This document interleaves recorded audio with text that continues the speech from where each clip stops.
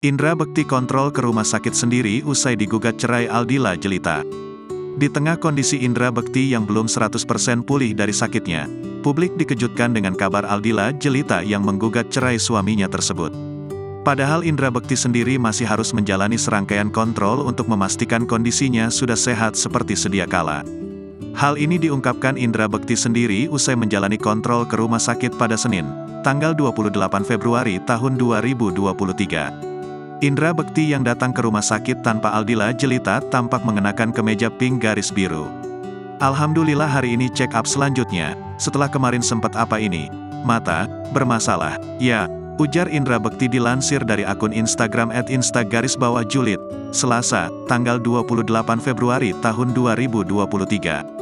Namun, ternyata jadwal kontrol tersebut bukan yang terakhir, lantaran Indra Bekti masih harus mengecek kondisi kesehatannya ke rumah sakit 3 bulan mendatang. Sekarang alhamdulillah tinggal 3 bulan lagi, kita kontrol lagi, lanjutnya. Tadi kontrolnya di terapi, ungkap Bekti lagi. Dalam kesempatan tersebut, ia juga mendapat pertanyaan dari wartawan soal gugatan cerai yang dilayangkan istrinya, Aldila Jelita. Namun, alih-alih memberi jawaban pasti, Indra Bekti justru tertawa. Nanti kita cerita ya, hahaha, jawabnya. Baik-baik aja kok semuanya, tutur Indra Bekti. Ia berjanji akan memberikan kabar selanjutnya soal prahara rumah tangganya dengan Aldila Jelita. Nanti selanjutnya dikabarkan kembali, terima kasih banyak, dadah, pungkas Indra Bekti. Diketahui, kini Aldila Jelita sudah melayangkan gugatan cerai terhadap Indra Bekti ke Pengadilan Agama Jakarta Selatan. Soal gugatan cerai yang begitu mendadak ini, Milano Lubis selaku kuasa hukum Aldila Jelita pun mengaku terkejut.